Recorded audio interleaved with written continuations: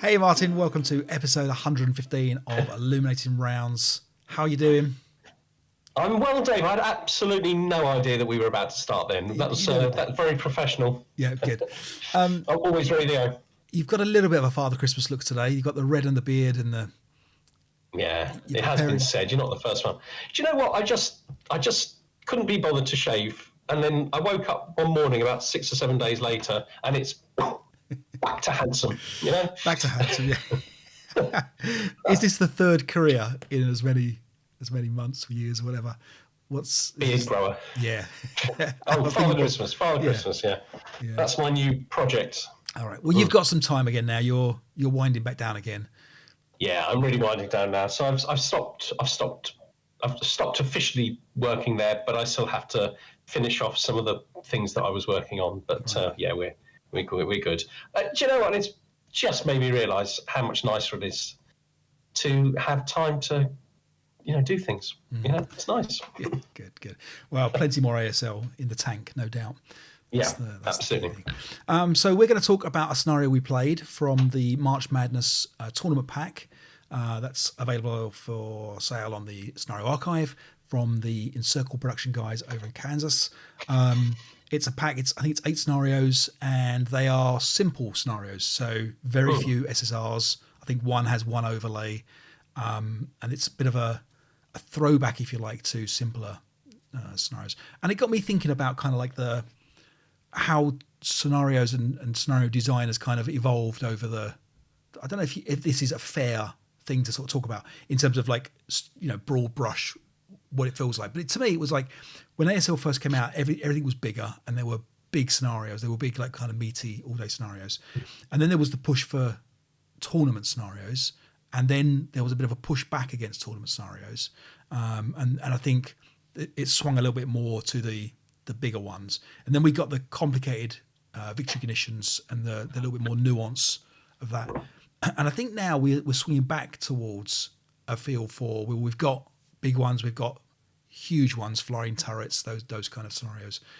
And now maybe we need a bit more of a, what can we do for 3 hours, in an evening. Do you think that's fair? And do you see that or is it just? I'm not sure that I'm very good at watching or understanding what the trends are. Only perhaps sort of what I kind of quite like. Really, I don't know whether that's necessarily, but certainly I think that I quite enjoy that kind of length of scenario. I suppose 3 hours or whatever. Right. But yeah, I'm not sure I could say what the trends are. Right. And in terms of like from a victory condition point of view, and we talked about this before in terms of like what types of victory conditions we like, but it's quite refreshing. Sounds like a crazy word, but it's refreshing when you've got a scenario that is really quite straightforward. Take this hill, knock these guys off this. Which is exactly what we played a couple of days ago. Yeah, exactly that. Exactly. Yeah. Are you a fan of simpler ones because it really boils the scenario down into? So I, at heart, I'm just a little boy playing toy soldiers, I suppose. And because of that, the simple ones I kind of quite like, because I quite like the idea, you've got to capture the farmhouse or the hill or clear the woods, clear the road, whatever it is, because they feel like the sorts of things that you might have to do in a real attack.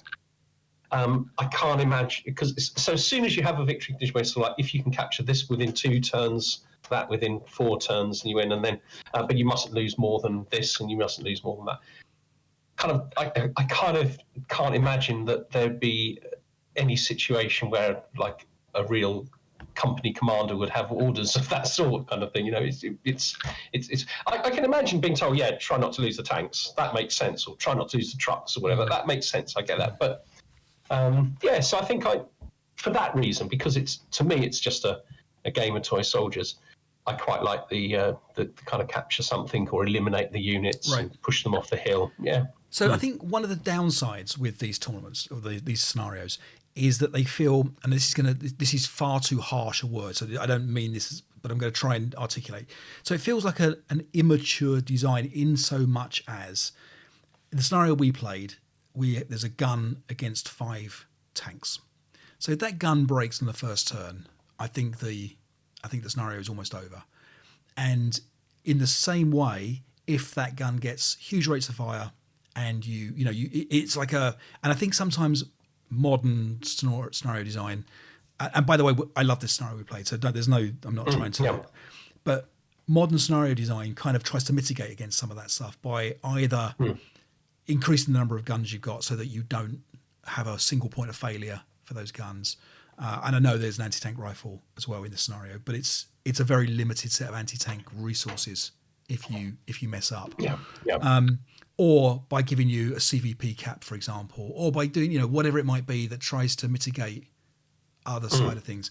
And I guess the real downside is that if the scenario has like a single point of failure, this a gun, for example, whatever it might be, some luck or whatever, and in fact, because of the way this scenario is designed, we're going to talk about, we'll play it through in a second, but there's this thing about being in good order. Okay, so good order is a little bit of a tricky scenario because, for example, you might get one leader into a melee with two squads. One of my squads might be berserk. All these kind of things that you're going to smile about because it sounds sort of familiar. But in a way, let's say, for example, I've got two squads that have gone berserk on top of the hill, and I've got two squads that are engaged in melee, and I've happened to roll a 6 for one of my attacks. Suddenly, from what should have been a completely clearly obvious victory, in terms of I've got outnumbered you on the top of the hill and everything, I've technically lost the scenario, and so that kind of has not technically you would have lost it in that situation. But I mean, in terms of like, it's one of those ones where but anybody looking at that scenario with the intention, the Hungarians have got to get to the top of the hill, how do we actually say, well, actually, look, I've lost that, even though it's obvious that 5 minutes later you'd have been wiped off or whatever it might be, So I think sometimes where we talk about unbroken rather than in good order, or whatever it might be, or things like melees are played out until the scenario ends, for example, little things like that, which I think scenario design has matured a little bit in terms of it's a little bit, for example, the hip traps, we saw before, like with Japanese squads hip, for example, and then they might reveal themselves. And so SSRs kind of to try to mitigate that said, okay, like at the end of turn 4, all the hip guys come on board. That's a good SSR in some situations, isn't it? Saves a lot of boring bushwhacking, I suppose. Yeah, and I think in this one, for example, saying something like, melees are resolved until they are resolved one way or the other might have helped this scenario. But you may disagree, I don't know. I think I do disagree because if you said that, then there would be no tension advancing that leader into the two berserk squads, right? Because I know eventually you'll win the melee, right. You move that leader in, obviously it's almost certain that they're going to get destroyed, and you're going to be left with two good order squads and win the game. Yeah. But it's not completely certain, and I think that's a strength. Well, we should look at the game has to end somewhere, and up until the point that it ends, a crazy dice roll could end it not the way you expected. Right. Do you see what I mean? So all you're doing is you're moving it closer to the beginning, that point at which the crazy dice roll can change the result. But I think it adds to the game anyway. I like that when so you take that gun, for example. So you've got a gun, absolutely vital. The first roll on that die could be a 6, okay, the first shot. And there's no way, so if I'm defending in that scenario, it's the Russians defending, isn't it? There's very, very unlikely that I'm going to win. But I think I'd probably still quite enjoy seeing how well I could do. It's still ASL, and at the end of the day, it doesn't really matter. Oh no, I'm not. So we're both in complete agreement. Like ASL is entertainment. It's not. No one's. I mean, but for example, tournaments. And this is always the argument, isn't it? That a tournament game, it might matter in so much as someone may have driven 100 miles, 200 miles to play this tournament.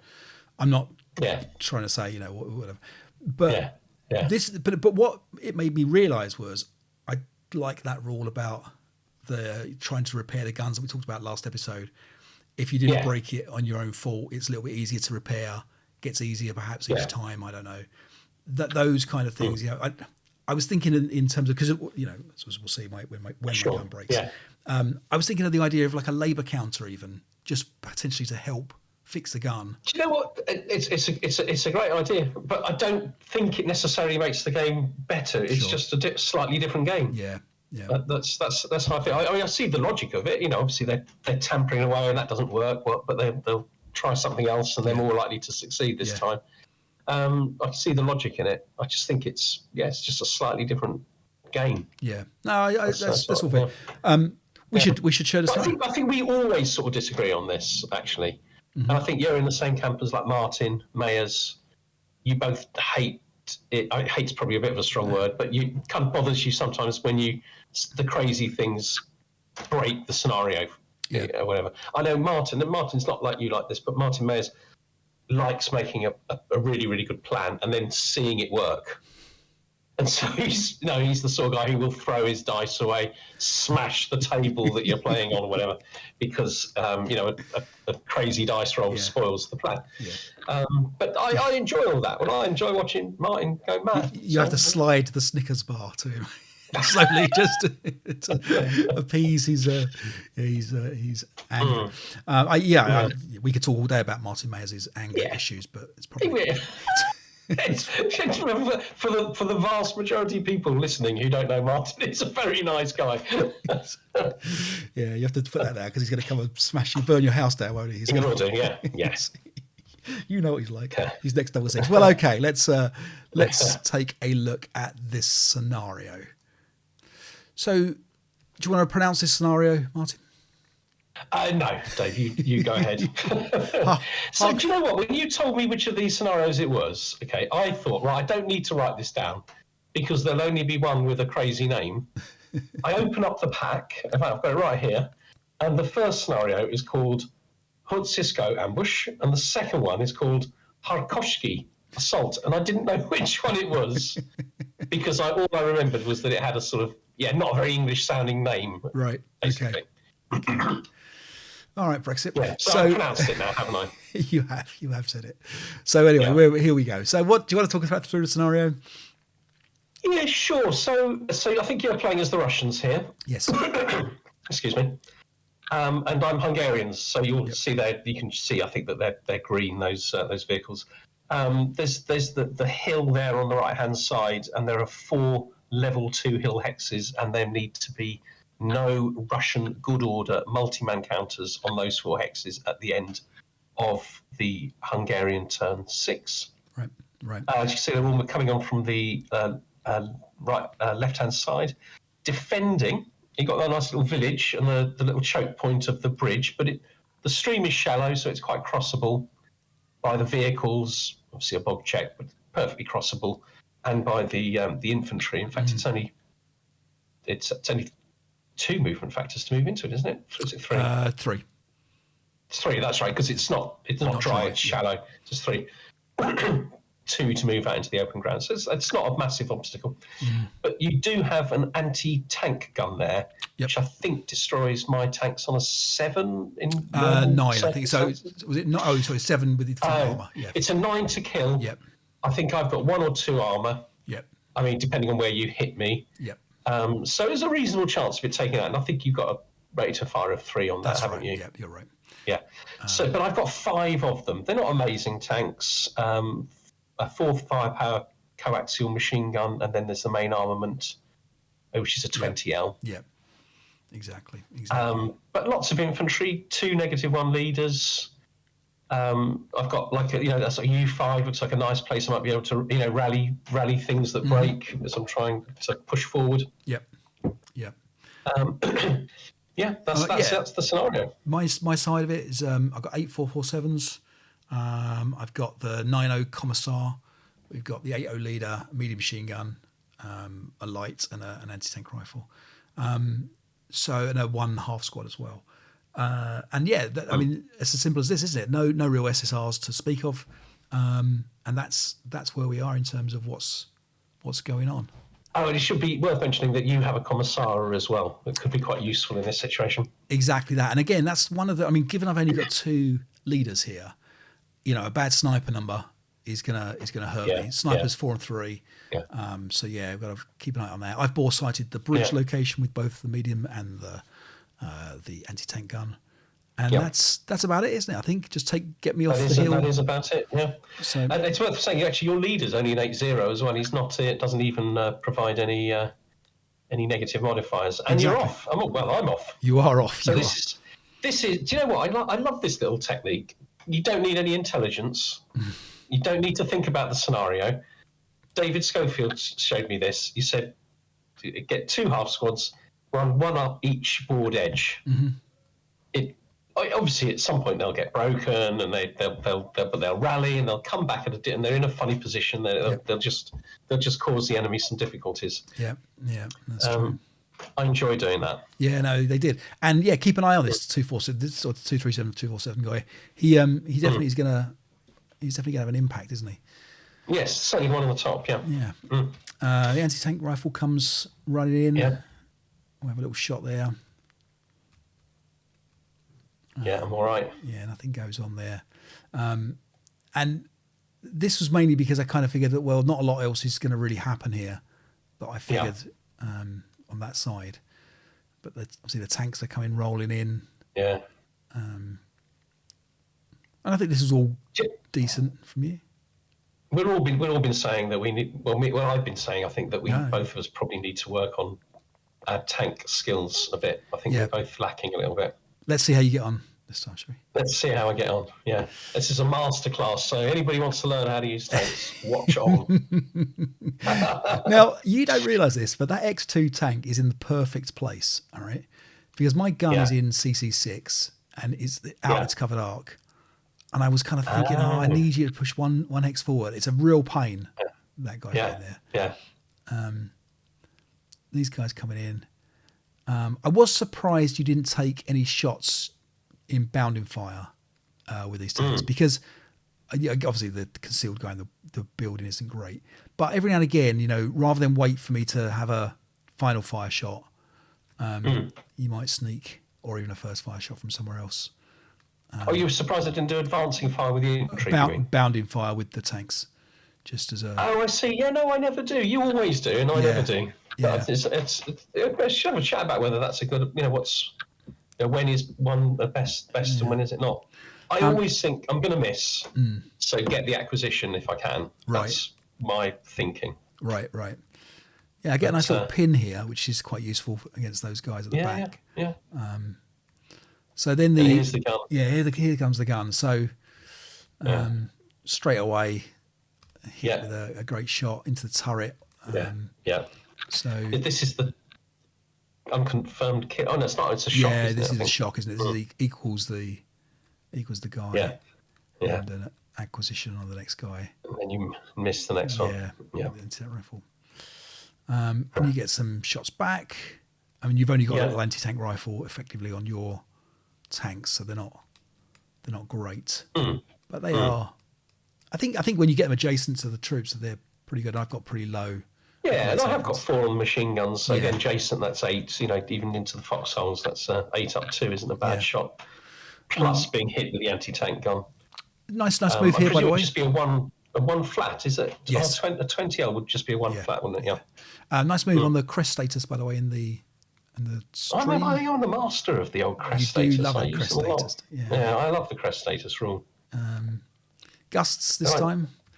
Do you know, I do a lot of walking in the countryside, and whenever I'm walking along a stream somewhere, I always look and go, there's crest status over there.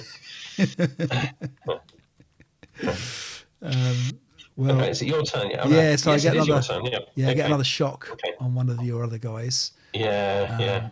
And I went to anti-tank unconfirmed rifle. kill, so I didn't come back. And that was with the anti-tank rifle, the third one, wasn't it? That's right. Yeah, exactly. So 3 shock stroke unconfirmed kills at the moment. Yeah. It's I was a little bit worried. Yeah, that was a nice shot there, though, breaking this guy's. Yes, that was good. That's quite useful.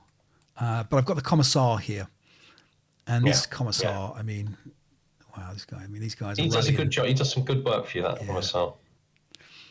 So you fail to get this guy back. You recover one of the tanks. Yeah. Another one goes to unconfirmed. Unconfirmed kill for that one. Yeah. I like the unconfirmed kills kind of. Yes, counter. I do. It's nice. And that's, you get a lot of tension there, a lot of tension in the game. Yeah. So, look, the tank's off for its little run. Yeah. And do you know what? I quite like this. Do I stop there? No, it was just me taking a shot. I quite like this move, and I kind of think I've got to give you a shot to fire at that is in your covered arc, so you don't fire at that tank. Right. But I don't know why I give you 2 targets in a moment. Right. Yeah. This is. I mean, I hated that move for you because that was horrible, and I haven't got a lot. I mean, I can try to kill. Though? If this works, your position's falling apart. Yep. Yeah, it's potentially disastrous for you. Yep. Instead of which, yeah. So I intensify here. Yeah. And miss on this guy here. So I've got to kind of cope with the intensify was risky, wasn't it? But I guess I thought I was just going to be dead. I thought I was going to be dead next turn with a gun. So yeah. But all okay. So you're just advancing back through fairly carefully. So this caught me out so many times. This thing. So this hex here. I'm going to take this CC6 hex. So basically, this is the effect of an inherent hill. I think, given the way that the grain is pretty. I think only this little kind of tiny section in the bottom right hand corner of that hex is at level 1. And I don't know how many times I attempted to fire this shot, and I kept forgetting that there's no line of sight there. So yeah, that was that. You would think that I would learn, but I won't. It's that juicy open ground. I'm feeling like the infantry are doing quite well, but it's very difficult to see how I move next to that medium machine gun. Right. Yeah. The tricky thing with the medium is that there's pulling back. You've got this open ground here. 100%. If you can get, I don't know, like a tank in AA3, AA4 or whatever with the gun gone, then I mean, So this is great. I think this is a good move. I know you're sitting in front of the anti-tank gun, but it really, if I don't manage to kill you next turn, that's it. I mean, I'm kind of hoping that your medium machine gun is trapped and that you only kill one tank. That's my plan. It's probably not the most subtle plan. Yeah. But, well, you're not going to kill 3, are you? No. And the sniper instead does a bit of work and breaks the squad down here. And we get another sniper. He does eventually come back into the game, actually, that half squad. But he's got the DC. I had plans for him. Yeah. That's a nasty double 6 for you there on the random selection. One gets broken there. But you don't get another sniper, so it's only one. It's only effectively one. Yeah. And a little bit of firing from you, a little bit of advancing fire, but nothing that's too dangerous. No effect, though. No effect. See, I think that half squad at the top now is like pinning your 447, stopping him from getting back to the. That was the plan. Yep. And I've done no damage to your infantry at all, really. I mean, I know there's a couple of broken guys, but there's nothing's. Sure. Nothing's. But do you know what? That's very difficult to bring them back. Yeah. So what destroyed that tank? Was that your anti-tank gun? It was the unconfirmed kill. Oh, it was the unconfirmed kill. Of course it was. Yes. Sorry. Yeah. So here I start. Yeah. Improving the guns, keep a rate of fire, kill that tank. And kept rate of fire again. Killed that tank. Rate of fire again. Yeah, able to spin round, miss, and then get the intensifier shot again. And this intensifier shot, I think, needed 10s to hit. So hits on a 10, breaks the gun, and gets to kill again. So I mean, three tanks in one go is crazily lucky. I mean, in fact, it's 4 because literally the previous action was the unconfirmed kill. Yes, that was the anti-tank gun, but 4. So my heart did sink a little bit now. I expected to lose a couple of tanks, but I wasn't expecting to lose all 4 like that. No, you're right. But as I say, I kind of quite like that about the game. and do you know what? It's my fault. Like, it wasn't because it's not completely outrageous luck. I put 2 of my tanks completely in harm's way, and yet. The third one, perhaps you were perhaps a bit lucky to get, but yeah, I think I should have been much more cautious. But the difference between me rolling whatever it was, a 1 and a 4 versus a 4 and a 1 in that instance, right, is so big because obviously I get one more shot. I quite like that you've mouthed it. I mean, I remember thinking, well, at least the high rate of fire weapon, or one of the high rate of fire weapons, is out of action for now. Yeah. You get unlucky with a double 6 on your squad there.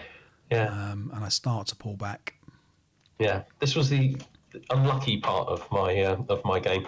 And now, you were moaning you hadn't harmed my infantry. I've hardly touched your infantry at this point. Right. And they're starting to get back onto the hill. Yes, yeah. Big debate about these guys, whether to pull these back or not. I think I'm going to pull them back because I've got that opportunity now that the tank has been destroyed back here. The commissar and the medium come back here. Yeah. Start getting back on the hill.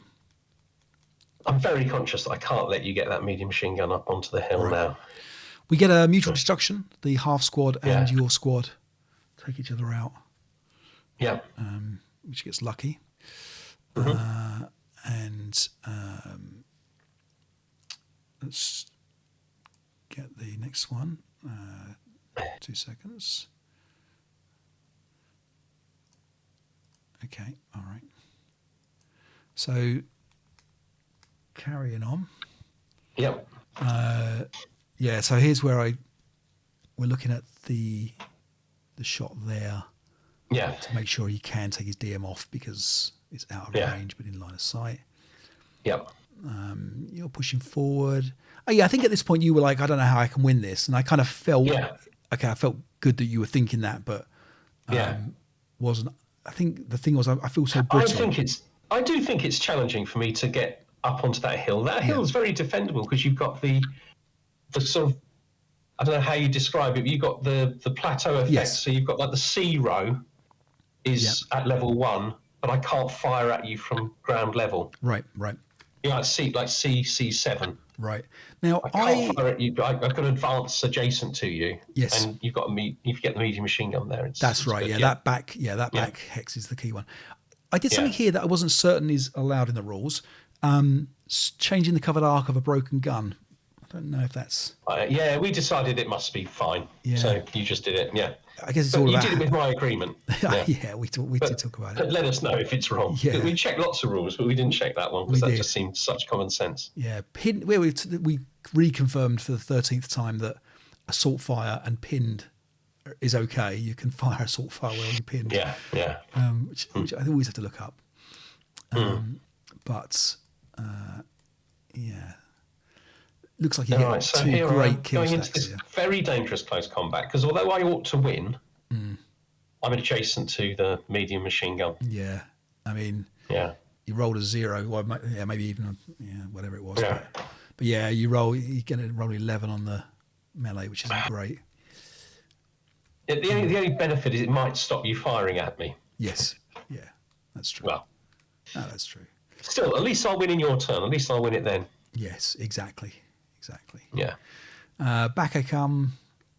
Yeah, you're back. That's if I'd won the close combat, you'd have struggled to do the escape. That's true. I think this is a mistake going into the foxhole, though. By the way, I think I shouldn't have been in the foxhole because I think I wanted to come out and stay un-CX'd in the advance phase, and now I can't do that. So getting back onto the hill. So I'm beginning to think at least I'm going to be able to fire at the guys on the lip of the hill. Yeah. But not the key CC7 hex. EE7, yeah.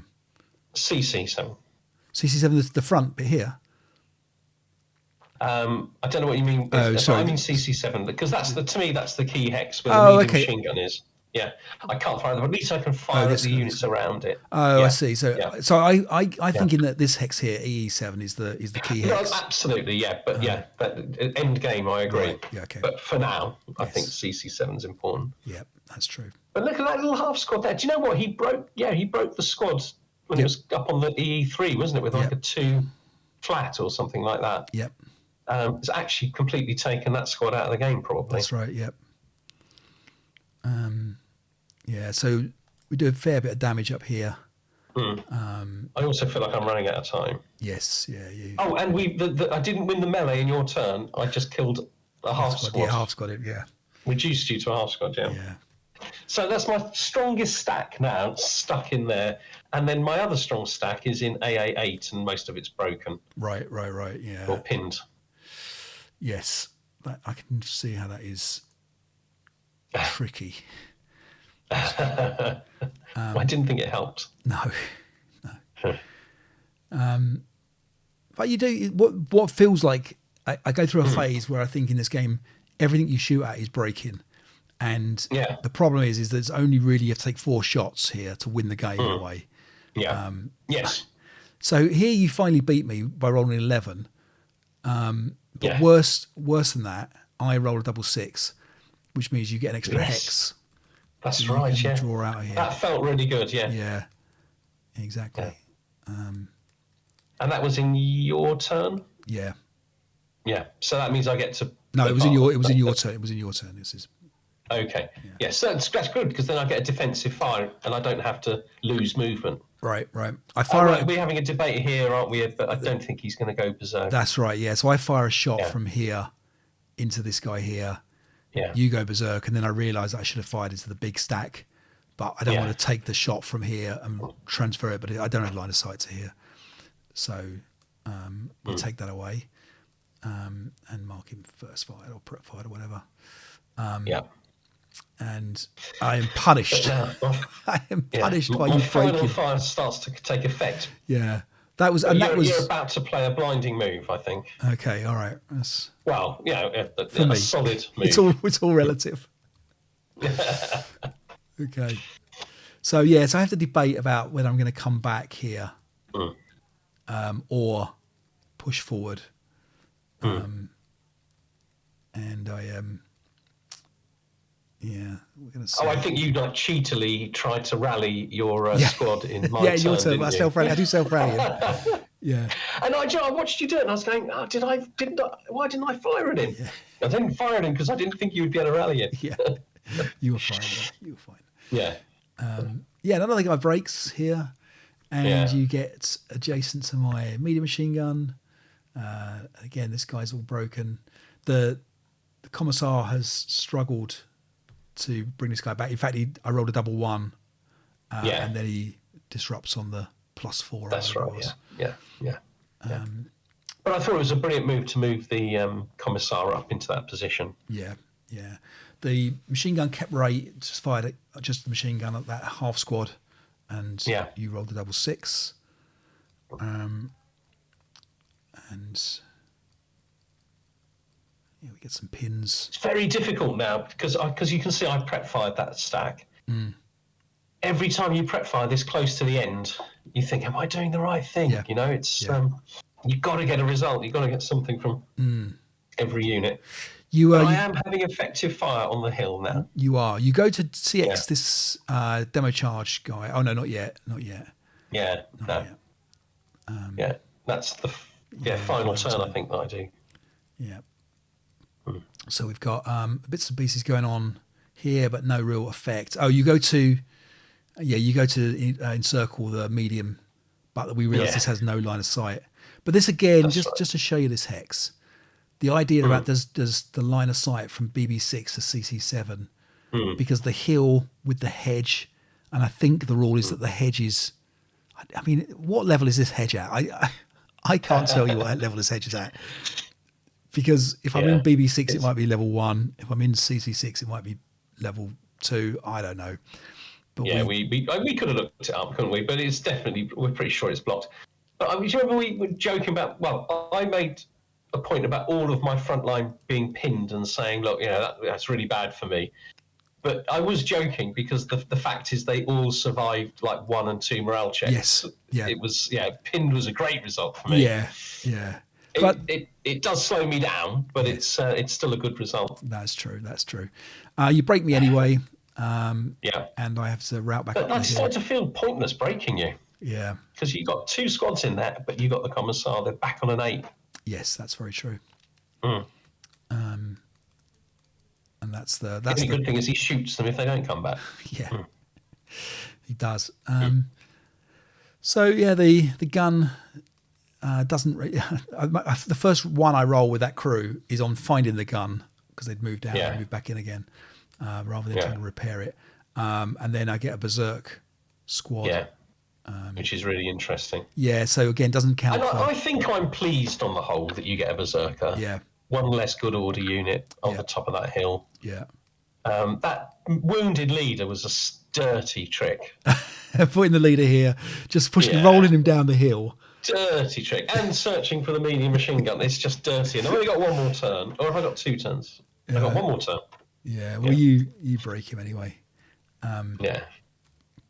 There's no line of sight between here, so there's a little bit of talk about where you're going to fire that from. Yeah, so the leader crawls back up to the commissar to report it's really quite bad down there. Yes, yeah. Commissar's not interested in listening. No, I think I've got a difficulty. We lock in melee here, don't we? I think I've got a challenge on my hand to win this now. Right. We did actually talk about, didn't we, and how it is that big hex at the back, the E7 that you thought I was referring to earlier. You've got 2 squads in there. I've got to get adjacent to it or break them somehow. Right, and the debate I had here was I've got a 447 in this hex here. I'll ping it for you, Martin. Yeah. That I can either move back to EE7 or I can reinforce this melee because you were pinned at the time. And I kind of thought, well, there I've got a 2-to-1 chance of killing you in a one-off chance. The berserk guy becomes good order again, and that's there's a chance there for me to win. And also you may well reinforce it, and that takes them both out of action. But it also keeps guys away from the back here. As it stands right now, you've actually taken one of my guys out of commission, even by as long as I don't roll less than a 4 or less or whatever. To wipe him out, and that was it. But anyway, but I chose to ball this extra squad back to E7. So I actually wondered whether you might be better to put like a leader in here, something in there to prevent guys jumping around. Just literally encircle EE7. Well, the problem was that the leader was broken. The 8-0 was broken here. So and the commissar had to come in to kind of hold everyone's morale up in there. But yes, you're right. Sure. Yeah. Anyway. So some prep fire. Yeah. Yeah, you get a nice, I think, what is this, 20-odd shot or something?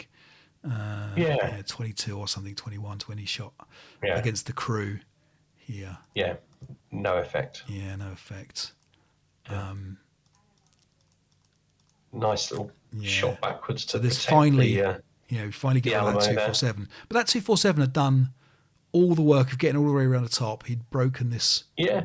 This guy. And a part of me right now is even thinking, and he's drawn some of your fire in the, away from the main attack, if you like. Yep, exactly. Obviously, it's not as good as me getting there, but it's because I was going to go to FF6 next. Right. And that would have been really good if I could have got into FF6. Yeah. So this is what we're talking about. Sorry. Yeah. Go, carry on. No, you're good. Well, just because it would almost certainly force you to fire from these units in E7. Yeah. And I have got people potentially approaching from other directions. Right, exactly that, yeah. Exactly. This is where we're talking about the CXing of the leader with a demo charge and then realising that he loses a portage point and won't have enough, I assume, for you, because I think you want to come in here and throw this or place it. That's what I want to do, yeah. But I don't think you threw it in the advance phase. I can't remember if something bad happened. I didn't. Did you break? Who broke in there, though? Yeah. Oh, yeah, no. Yeah. Only the leader's okay in there. Yeah, so that was maybe a missed opportunity. Possibly, yeah, you're right. I think, part of the plan is he's just going to advance into close combat now. Right. Yeah. But it's. So the crew do their final dirty work of pinning you there, which is just perfect. I don't think it's quite the final thing. Oh, they're going to do more, are they? Do you know what? I might have cheated. Did you? How did you cheat? Did everything that's still in that hex BB6 prep fire? Oh, maybe, but I don't know. I don't know. Maybe not. Maybe it was I just think a 12. I'm about to move the anti-tank rifle. I think I didn't think they prep No, fire, but I maybe think they must have done. No, maybe not. Maybe anyway. not. Yeah. Anyway, they don't. I don't think they get through there, do they? No, they do. No, yeah, they break. Yeah, they break on the. Okay. But I have got the guys coming around the other way now, around the melee, and one leader has survived. This is why I'm trying to do the mad runs around, because I've only got a leader to advance into EE7 now. Yeah, yeah. You finally destroy my poor leader. Oh, I destroyed my 6. Yeah, and we've got everyone is broken in there, apart from the commissar who looks around him, wondering what's going on. And this is where we get the last advances for the game. Yeah. So I can still win at this point. Well, literally at this point you have won. If the game was to end here, nothing's in good order. That's true. Yeah. And so I've just got to survive all of the close combats, haven't I?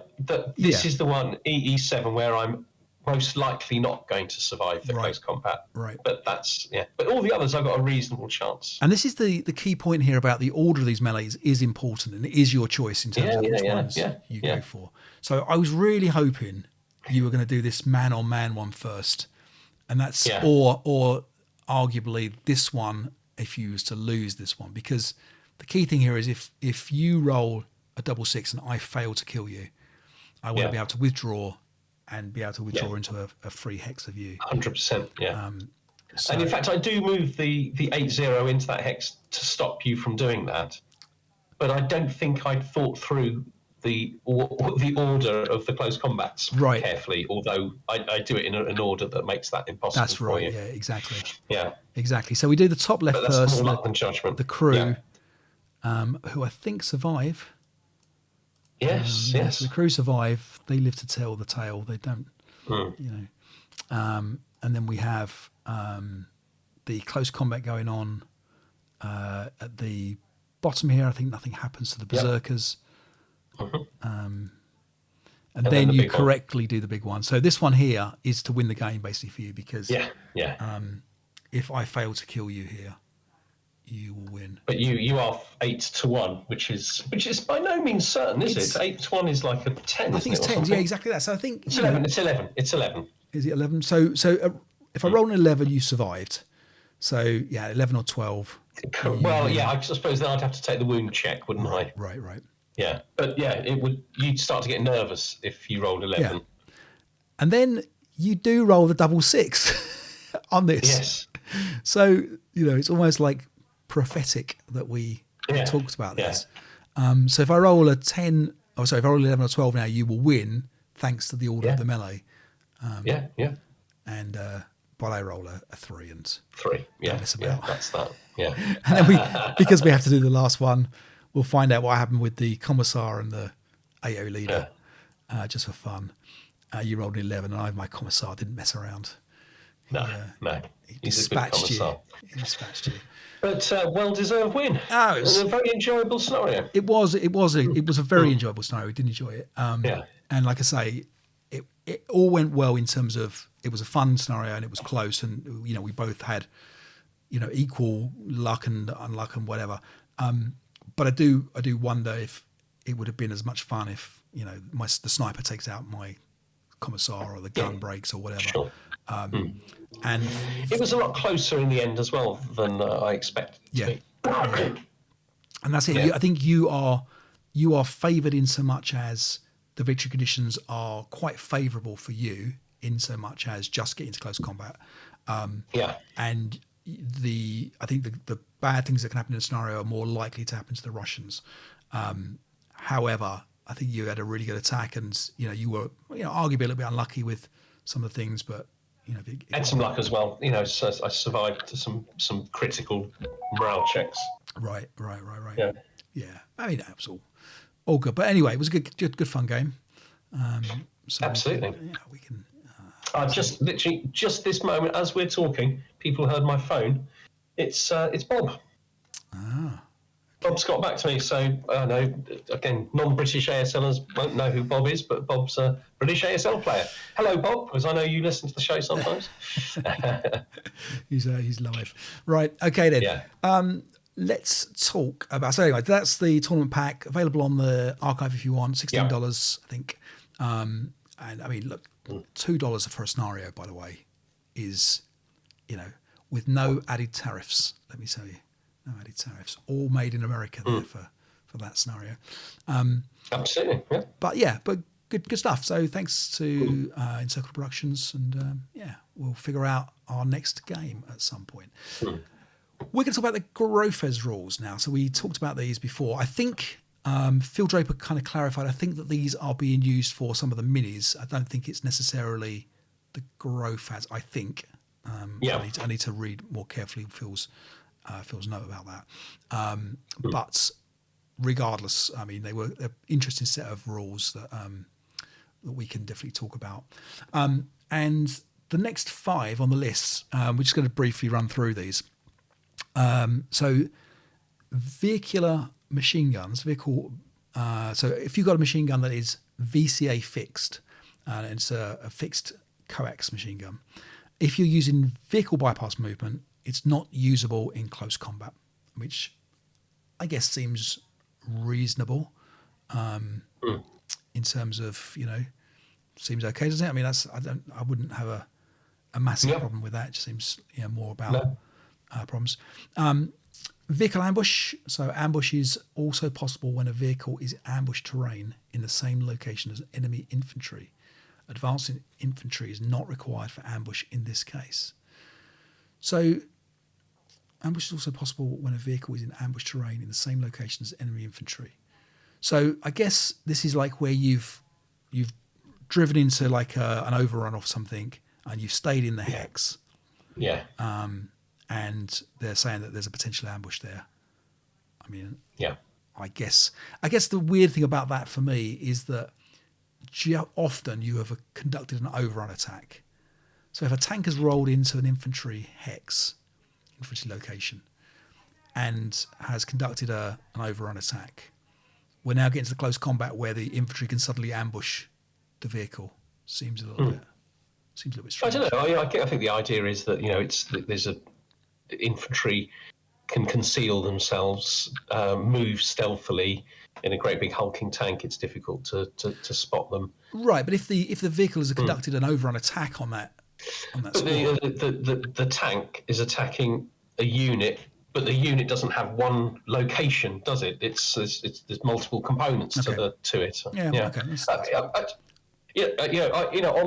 On balance, generally, I'm happy with the rules as they are, but I don't think that that's unreasonable. What it does, I think, is it equalises the bypass rule. So if they're in bypass, the vehicle would automatically get it's the street fighting rule, isn't it? I think, But if they drive into the woods, they don't get ambushed, and that's, I suppose, what people are thinking is seems a bit inconsistent, I guess. Alongside that, and this is quite an interesting one. This feels a bit chromy, but if you are in bypass without an unbroken infantry in the location, so if a vehicle bypass movement vehicle without unbroken infantry in the location have an extra +1 ambush DRM. I think they're talking about friendly infantry. I think. I see. Yeah. I think that's kind of what they're saying. I mean, I think generally speaking, when you take sort of tanks into, it is me talking like I know anything about war fighting, but presumably when you take a tank down a street or into any sort of closed space, ideally you have infantry protecting it. Yeah. And I think that's one of the things that the rules don't encourage historical behaviour, do they? They don't encourage necessarily. I mean, they do a little bit with things like withdrawing. When you try and withdraw from close combat, you have that cover. But there isn't anything for like kind of tanks and extra. And close combat, so infantry attacking a vehicle in vehicle bypass movement of its hex gains the +1, -1 close combat DR in all cases. So this is cumulative with the ambush. Cumulative with the ambush dial modifier. So Wow. an extra. So this seems to me like just somebody trying to make vehicle bypass really risky, or more risky than it is. Yeah. Yeah, interesting. And then finally, the last one we'll talk about. So vehicles or AFVs without vulnerable PRC and concealment loss. So any concealed vehicle that is attacked on the IFT result in at least a pin task check when considering the TM of the location, but not the crew explodes. DRM of 5.31 potentially loses concealment. If in line of sight. Yeah. Okay, so this just makes it a little bit. This is, you're firing into the woods. You don't know if there's anything there, and you hear it go bing bing or whatever. You go, bet there's an armored vehicle in there somewhere. That's it's a bit more likely that you're going to find out. So so we don't have to add the +2 CE DRM to. We add the +1 just for the woods. Yeah. So it's a little bit more likely you'd find out. Yeah. I mean, I got nothing against any of these rules. I just feel they're not the rules. It's I'm happy with the ones that we have, but they're interesting. Yeah. And sometimes things come up which do make a difference. Something like the Pleather OBA rule or something like that, which I think a lot of people think would be an improvement. Right. Yeah. To the game. Yeah. Yeah. Okay. I hear you. Those ones I'm less excited about than the repair timing and the braking. Less braking. Yeah. But anyway, yeah. Okay. Well, we'll carry on with our little kind of séjourn through those as we go through. Okay, so looking at the next set of suggested rule changes, 6 to 10. I mean, without being specific, they seem to me, broadly speaking, to be tightening up the rules on vehicles in close combat, and broadly speaking, making them slightly more vulnerable, which of course also makes vehicular bypass freeze more difficult. Not impossible, but it just makes the vehicles more vulnerable to destruction if they stop, which they would have to do to stop someone firing out. And I don't mind these tightening up of the rules, but I've got a few general observations to make. I mean, my first is that David Martin, when they listened to my last comments, my initial comments, they said, they were implying that they got things wrong because we hadn't been in lockstep on our thoughts on the rule amendments and changes. And of course, that's not the case, because the fact is that there are no right or wrong answers here, are there? I mean, these rule changes are simply a matter of opinion. And my ability level as a player doesn't really give me the right opinion on rule changes, I don't think. One interesting comment I saw in the on the YouTube comments, I think it was by Andy Bagley, he said that most of these changes that he'd seen so far seem to favour the defender, and I think that's interesting. I think it's true so far, at least. As we go through them, maybe we'll find out more. And it does make me think that making VBM freeze more difficult not only favours the defender, because it's a high-level tactic that gets utilised best by the better players. I suppose you could say that about any tactic, but I would say VBM freeze is a high-level tactic.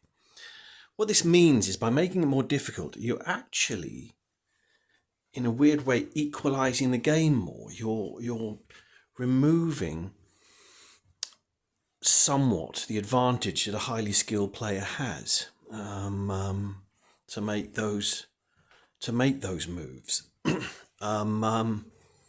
So I think that's quite interesting. I think, could these rule changes make the game slightly more balanced? But actually, the more I think about it, I was slightly in two minds about these rule changes. I'm used to the rules as they are. But actually, the more I think about it, the more excited I'm becoming. I really like the idea of changing the rules. And some of these changes, I think let's do it. Perhaps someone could come up with scenario packs that institute all these changes. I think that would be quite interesting, particularly when you get on later to the Bacage stuff, which we can look forward to. But I'm quite excited. I think perhaps our hobby needs not, a new campaign game, a new historical map, a new this, that, the other. I think maybe, let's switch the rules around a bit, shake things up, and see where things land. I'm all for it. That's me for now.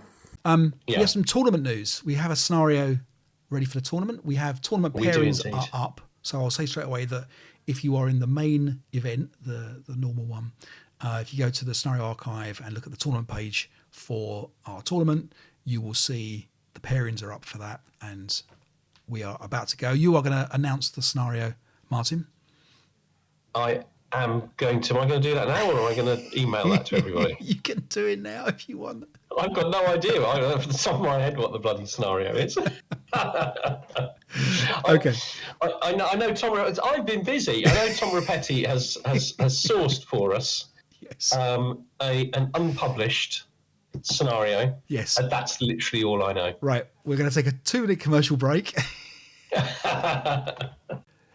And because we're professional, Martin, we know exactly what we're talking about here. Let me tell you all about the scenario that we're going to be playing in the first round. Yes. So it's thank you to Tom Rapetti for organising this, actually, but he's been in touch. And this is an unpublished MMP scenario from Slaughter at Ponry. Scenario designed by Pete Schelling, the great Pete Schelling. And the scenario is called End of the Line. So people are going to get a special Tom Rapetti designed map. I think it's just a small version of the big campaign game map that's going to be coming out. And I have to say, there's the whole Slaughter at Ponry stuff looks really, really good. I think the only because it's not published yet, I think the only thing that's not ready is there are no balance provisions. Okay. So we might need to just give a little bit of a thought to how people decide on the sides. Yeah, they can lump it. I think they can argue that between them, and then toss a coin if they both want to play the same. Yeah. I think that's the only way to do this. Absolutely. And I think what we'll try and do as well is we'll try and get as much feedback from all our players as possible to feed back to Pete and the MMP guys in terms of what we feel like the scenario. But there'll be 8 games, 8 play-ins of it. So that's great. Mm-hmm. Well done, Tom, for a great idea. And we can do our bit to help play test. Yeah. And, brilliant. Slaughter probably definitely looks like an interesting. I think it's probably a hassle, I suppose, but it's got some campaign games in there as well. That's round 2. We're gonna play test one of the campaigns, and we'll see how we get on there. We'll have to do a campaign game soon. Oh, really? You want to do it? You're keen for that? Yeah. Oh, maybe I'll do it with someone else. I don't know, but I quite like the idea. Oh.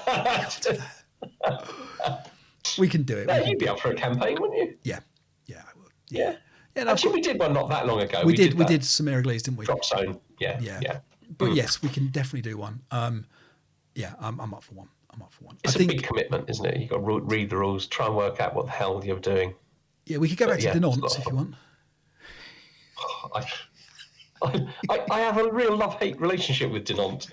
I think it's fantastic, and I love the boats going across and the gradually building up strength on the other side of the river.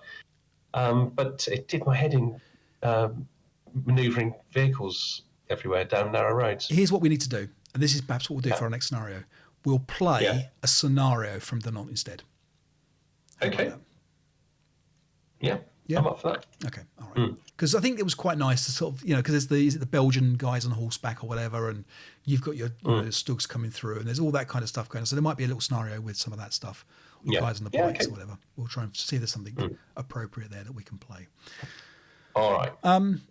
Anything else, Martin? I think there's something else. Oh, starter kit. We need starter kit scenario. Yes. Starter kit campaign. Tourney. Yes. Tournament. Yeah. So there's 4 players now. Brilliant. So we've got our extra player. We are going to have a round robin for those guys. I need to catch up with the coding to provide the formula for figuring out how a round robin works for a certain number of people on the archive. So I will do that. So we will be sending out emails to our 4 starter kit players. I would tell you now that they are who we got here? Chris Larkin, Matt Quintin, Christopher Blair, and Joseph Alberti. So those guys are in the tournament. We will have them all play each other, and we'll do 4. I think it's 4-3. They'll each play 3 games. We can get some. So what are the rules if they all beat each other? Well, they'll be playing. So they'll be playing A beats 3. B, B beats C, C beats etc. There's going to be a league table. So after 3 games, we'll see how it works out, and then we'll make up some rules at the end. That's excellent. I love that. Yeah. So brilliant, perfect. Yeah. Ever professional in our arrangements. Yeah. Flexible, ever flexible. Rather than. Do you know what? I'll tell you what. An idea might be. Okay, so let's say we're in picking the scenario. If the person that doesn't win, the person who doesn't get the side they wanted, if there is a person that doesn't get a side, gets a kind of a little discreet little mark kind of thing. So if everybody's won, the person with the most discreet little marks, I didn't get the side they liked, something like that. I think it should be. We should think about it before we get started properly, because obviously people get upset when you suddenly go, right, we're going to go for tallest person wins or whatever. You know? We're winners already in other exactly. So. Yeah, something like that. Yeah. Okay. All right. That's a good idea. All right. We will drop an email to those guys very soon with the scenario choice. We'll pick something from Rally Point to start with. Because those guys may not have played any Rally Point scenarios, and I think, as far as I remember, Rally Point are designed for starter kit players and for ASL players, so they're kind of like it's a nice in between. But with starter kit rules, that's what we'll do. Yes. So we'll be in touch there very soon. Anything else, Martin? Yes, there is. Okay, so because I have made the terrible, stupid mistake of going back to work, we haven't been making any progress at all on what was going to be the Norway scenario pack. But now I've got nothing to do. I'm going to be working on that again. We've got a Norwegian friend, Oyvind, who's produced 2, maybe 3, I think maybe 3 scenarios for it. We've got about 7 altogether. We need a few more, and obviously I can, we can carry on producing scenarios. But there might be someone out there who has, I don't know, a little bit of knowledge about the Norwegian campaign. Would like to have a go at producing a scenario, maybe even working on one. Who knows? If they'd like to be included in the pack, then apply here. We can even send you out some electronic resources with information about the campaign, quite detailed information about the campaign. So if anybody's interested, and we've got a new board, haven't we? Contributing a scenario. We've got 2 boards that have both been designed by Tom Repetti. One of them is very specific. It's a historical one, I think, which was for Oyvind's scenario, and another one which sort of broadly covers the sort of Tretton kind of area. Do you know what? I don't want to sound like Norway's the same everywhere, because I love Norway and I've been there a few times, but it's a very, very beautiful country. But this kind of like steep valleys with rivers in the middle and a town around it, perhaps kind of a natural sort of like crossing point. That had Tretton in mind when we designed it, but I think there's quite a few places in Norway that it kind of looks a little bit like. Fantastic board, beautiful board. The map I designed of Norway was a blank A4 sheet of paper with a hex grid over it. I felt like that accurately felt like what Norway was to me. We watched a good film, I think separately but kind of together. Was it number 34, Operator 34, number 34? I think it's might be 24, but yes, it's number 24, I think. But it's about Operator 24, but I think it's called number 24. Let me just double check it. Yeah, fantastic. So this is set in Norway, and this is a terrific film. And it's not kind of expensively produced, is it? It's not very luxuriously filmed or anything. It's quite a simple film in a way. It's in Norwegian, of course, but it's a true story, and it's a story of Norway's most decorated individual. And he's quite, at the beginning, he's kind of like an accountant or something. He's quite a sort of mundane sort of job. And of course, the Germans, march into Oslo virtually without a fight, and people have to make the decision. He makes the decision that he wants to, be a part of some sort of resistance movement.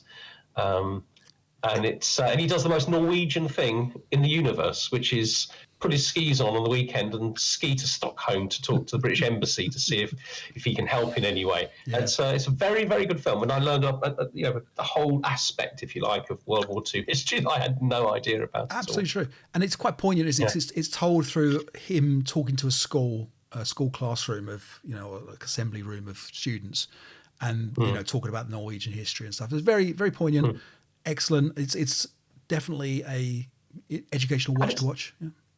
And it kind of surprisingly kind of brutal side to the story as well. It's really interesting. I definitely recommend it. It's on Netflix. I mean, it's not difficult to get hold of. Yeah, absolutely. Have we got the name right now? Have we checked the name? Number 24.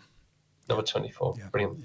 Yeah. So good stuff. It was your recommendation, which was very good. And then we watched Sisu as well, which was everything that very I thought unusual. Everything that I thought Finnish soldiers were. I mean, Sisu, it's almost supernatural, isn't it? He's almost not a human. And I wonder if I have no idea about the origins of the film or anything, but I wonder if it's a kind of symbolic for the relatively small country of Finland being superhumanly successful in fighting off an aggressor. Yeah, I mean, the Germans are not portrayed as very nice people. Yeah, I mean, literally, anyone who's played the Finnish in ASL will recognise the troops' capabilities. Watch Sissy, but it is by no means a regular war film, is it? Yeah. It's almost in the tradition of Kill Bill and Joe Wick. Yeah, John. Joe Wick. Is it almost because he's so superhumanly good at killing people? It's very nicely shot, isn't it? It's got some stunning it's almost like a Western come war film come. Yeah, the good, the bad, and the ugly. It reminded me of slightly. It's somewhat surreal. Yes, and you've got that kind of quiet, understated hero who just lets his fists do the talking. And if they'd have left him alone, exactly, he'd have left them alone. Yeah. Instead of that. Yeah. Well, I don't want to spoil the end. No. I think people have probably guessed. Well, it's a Finnish guy. What do we know? Anyway, okay, Martin, brilliant. Thank you very much. We'll catch up. Thanks to all the patrons for all your support. We really appreciate it. There's all sorts of stuff still going on in the archive that is being kept up to date. Jim Hoxie has been busy doing some bits and pieces. Reed Hutchinson has been busy doing some bits and pieces for us. So thank you to everybody who is contributing and keeping the archive up to date. It's very much appreciated. I saw that the Cross of Mannheim stuff is all up there and someone's done all that work. So, I mean, it's amazing. Thank you for all your support. Until next time, Martin, we will catch up soon. Get playing with your games. We'll send out the email for the tournament, and we'll have a report back on that very soon. All the best. Take care all. Bye-bye. Bye-bye.